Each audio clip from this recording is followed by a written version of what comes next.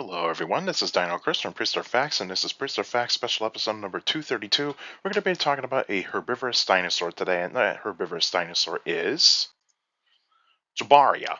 And so here is an artist rendition of what Jobaria possibly looked like. And so this is the best one I can find. So let's actually keep going. Some information about Jobaria. The name Jobaria, it is by the name Jabar, which was a mythical creature uh, that is in the continent of Africa, or in the area that it was found. So it was named after a mythical creature. Length is 60 feet or 18.2 meters. Height is 15 feet or 4.5 meters. Weight is 44,000 pounds. Lived 167 to 161 million years ago in the Middle Jurassic period. Now, when you do look up this dinosaur, there is going to be like one saying that it's going to be 167 to 161 million years, or just Middle Jurassic time, or 135 million years ago in the early Cretaceous. Now, I want to make this very clear, is that the information that was used for the 135 million years ago was back when it was described uh, back in 1999. And of course, the fossils were found in Niger, in Africa, and it was described by Paul Sereno in 1999. And so there was a study that was done in the rock formation that Jabaria was found. And so the rock formation that it was found, see, it was dated incorrectly by the paleontologists at the time and the geologists, because they thought that that area was the early Cretaceous. But when it was done by studies by geologists that took a good, careful look at those rocks, and they used radioactive dating, and they figured out is that no, these rocks were not early Cretaceous period; these were Middle Jurassic, so they dated it wrong, and so Jabaria is in the Middle Jurassic period, not the early Cretaceous.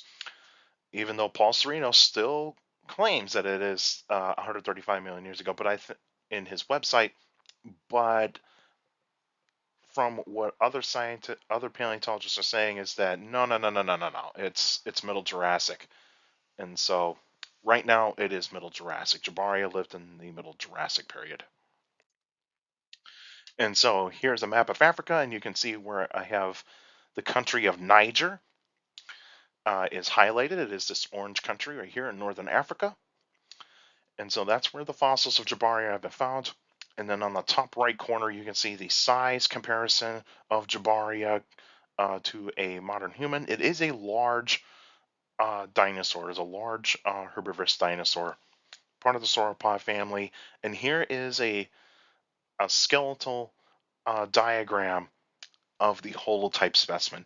The holotype specimen was 95% complete. That is an astounding find right there. Is a nearly complete fossil, a nearly complete skeleton of Jabaria.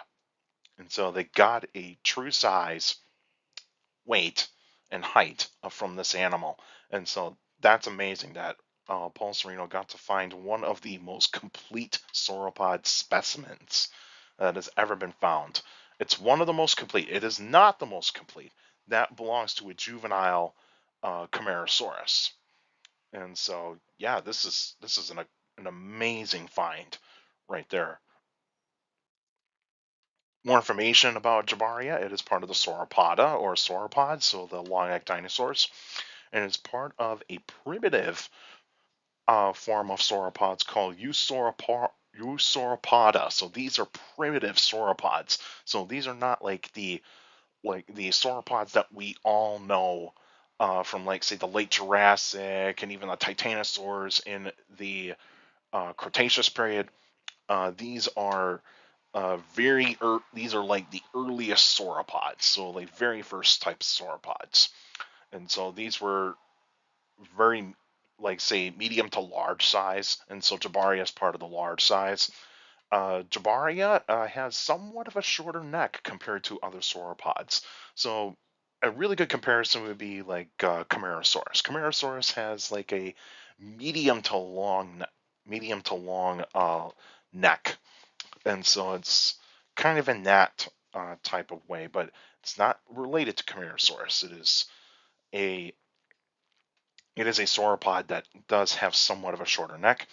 Jobaria does have long hind legs. It does have long hind legs compared to its its front limbs. And Paul Sereno believed that the reason why it probably did have these longer legs is that it probably did rear up on its hind legs to possibly reach some vegetation and that is in the trees. And but but that's a little bit of a that's like that's kind of like guessing if it could possibly do that. It probably could, but that's to be determined. But and it's also a herbivore, like all sauropods is that they are herbivores. They eat plants. The environment in which Jabaria lived in, it was warm and humid. There would have been wet and dry seasons. There was plenty of trees, ferns, cycads. There was no grass and flowers during this kind of time in Africa, so there was no grass, no flowers. Would have been plenty of rivers, lakes, and ponds, and other types of animals that were around in its environment, like insects, amphibians, reptiles, some early mammals, pterosaurs, and of course, non-avian dinosaurs. So the dinosaurs that we all know and love. And the only predator that was probably around during the time of Jabaria was Afrovenator. Afrovenator, a type of theropod dinosaur, uh, medium to large theropod, was around during that kind of time of Jabaria, and that would have been the only predator that Jabaria had to fear. But at least the Afrovenator was mainly going after the juveniles and probably the very weak members of like the herd of Jabaria. And so that's the predator that I could only find from the rock formation that where Jabaria was actually found in. The extinction of Jabaria was mostly due to climate change. And so Gondwana or Gondwana land, whatever you want to use, uh, is continued to break away from Laurasia. And so, so the tectonic plates, so Pangea continued to break apart, and that's when you got to see one supercontinent called Laurasia, and then the other supercontinent, which was Gondwana or Gondwana land. But most people use Gondwana. Most scientists use is Gondwana now, but Gondwana land's an old term, but you can still use Gondwana.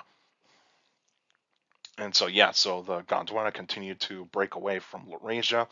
Temperatures climbed, and of course the plants changed. And when plants change, that's when some of those herbivores can't eat those plants, and they just die of starvation.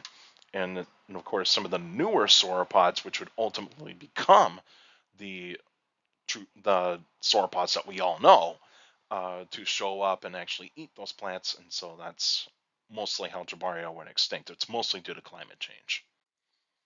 And here's a map of the Middle Jurassic around 170 million years ago. So this is pretty close to when the time Jabaria was around.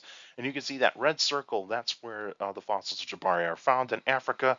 And so, yeah, that's where Jabaria was living in. So it would have been a little bit of a drier area, but at least it was still warm and humid enough for the animal to actually live in. And so the next episode will be on October 3rd, 2024, and that'll be a Q&A episode. So if you got any questions about dinosaurs and other prehistoric life, feel free to email me at dinochrist71@gmail.com. Or just go on my Facebook page, Prehistoric Facts with Dino Chris. Like the page, yes, you post your questions in the comment section. Please put them in the comment section. Don't put them on Messenger. Messenger is a private conversation, so please put your questions in the comment section on any Facebook posts.